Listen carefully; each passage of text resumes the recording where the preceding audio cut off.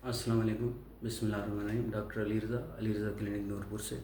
आज हम बात करेंगे हीमोप्टाइसिस पे। Haemoptysis is the coughing of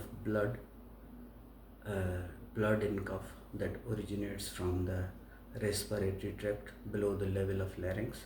यानी कि खांसी से जो बलगम आती है उस बलगम में खून आना, वो भी बलगम में खून आना, यानी कि जो लैरिंक्स है, ये जो वॉइस बॉक्स है, इसके नीचे से खून ओरिजिनेट हो तो उसको हीमोप्टाइसिस कहेंगे।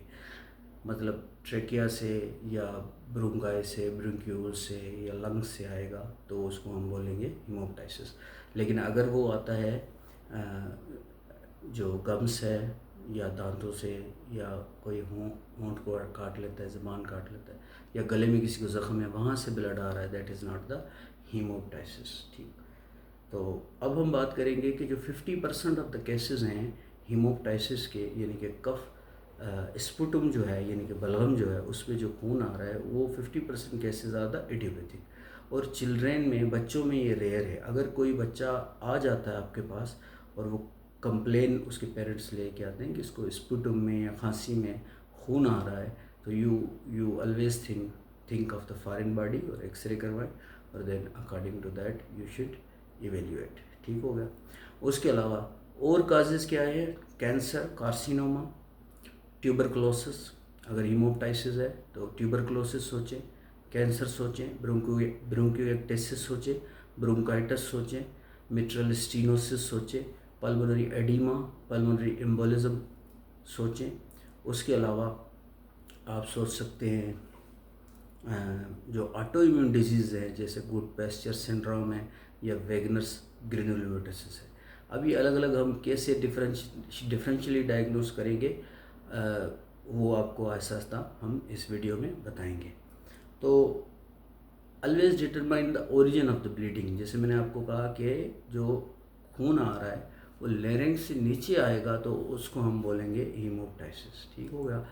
उसके बाद एसोसिएटेड सिम्टम ज़रूर पूछेंगे कि हीमोप्टाइसिस यानी कि बलगम में खून तो आ रहा है लेकिन बुखार तो नहीं है। फॉर एग्ज़ाम्पल एक पेशेंट आ रहा है, उसको बुखार है और उसके अलावा उसको बलगम में खून आ रहा है, तो हम सोचेंगे टीबी, नमूनिया, कैंसर, लंग एब्सेस, तो ये हम ज़रूर सोचेंगे। उसके अलावा ब्रोंकाइटिस भी सोचेंगे अगर फीवर के साथ आ रहा है ब्लड इन स्पुटम। उसके अलावा अगर एक पेशेंट है जो स्मोकिंग करता है और वो आप कंप्लेन लेके आ रहा है कि बलगम में मुझे खून आता है, तो ऑलवेज थिंक ऑफ कैंसर।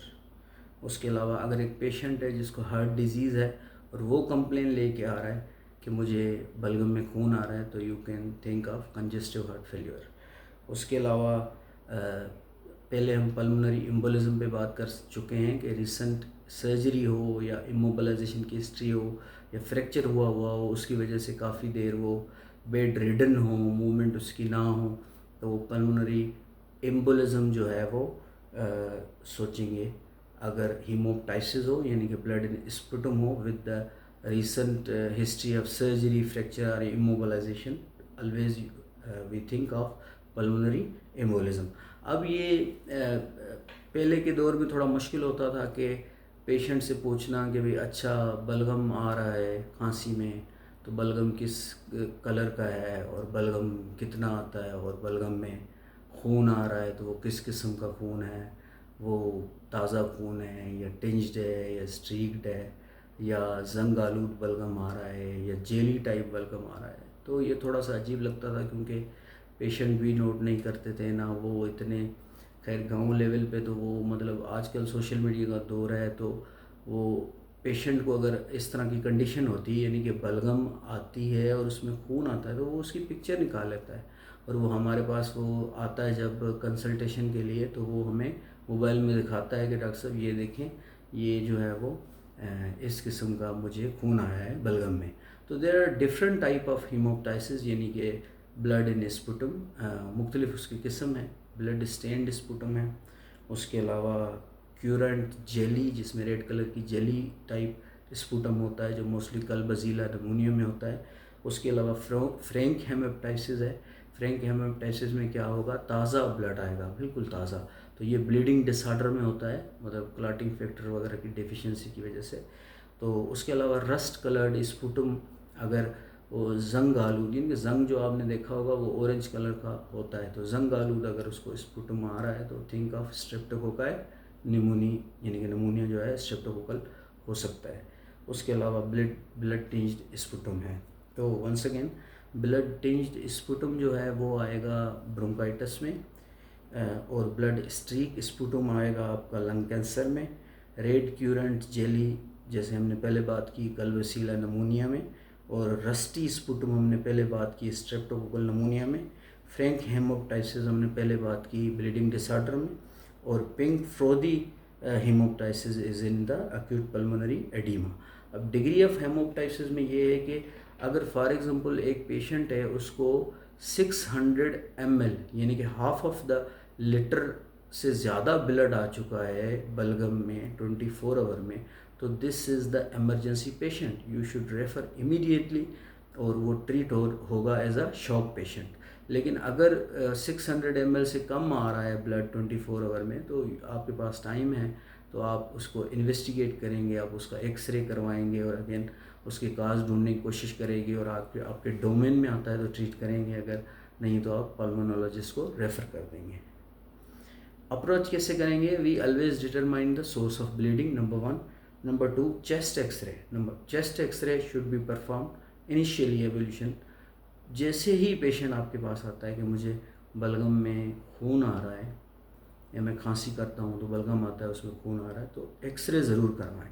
अगर एक्सरे पे कुछ नहीं मिल रहा तो आप उसको ट्रीट कर सकते हैं, ठीक है, लेकिन हिस्ट्री के हिसाब से। लेकिन अगर एक्सरे पे आपको मास नज़र आ रहा है, या यू सस्पिशियस मेलिग्नेंसी है, या you suspect the malignancy, then you should refer the patient for CT scan chest and the bronchoscopy.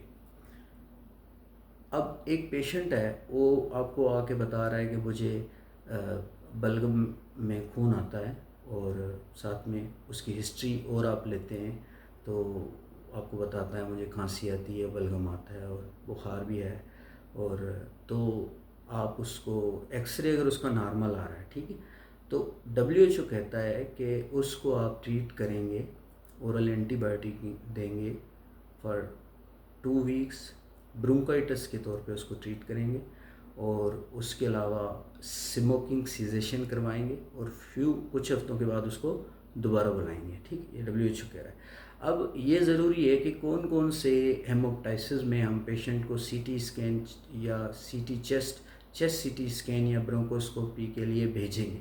अगर एक पेशेंट को हेमोप्टाइसिस यानी कि ब्लड इन स्पुटम बार बार आ रहा है, ठीक है, आप ट्रीट करते हैं, उसके बाद कुछ दिनों बाद फिर आता है, ठीक है, या 30 ml पर डे से ज़्यादा ब्लड आ रहा है स्पुटम में, ठीक है, या रिकरेंट एपिसोड्स हो रहे हैं हेमोप्टाइसिस के, या स्मोकर है, हेमोप्टाइसिस के साथ आता है और 40 साल से बड़ा है, या आप सस्पेक्ट कर रहे हैं ब्रोंकोएक्टेसिस, या haemoptysis last longer than 2 weeks, या 2 हफ्तों से ज़्यादा उसको बलगम में खून आ रहा है, तो आप उसको रेफ़र करेंगे for CT chest and bronchoscopy. अल्लाह हाफ़िज़।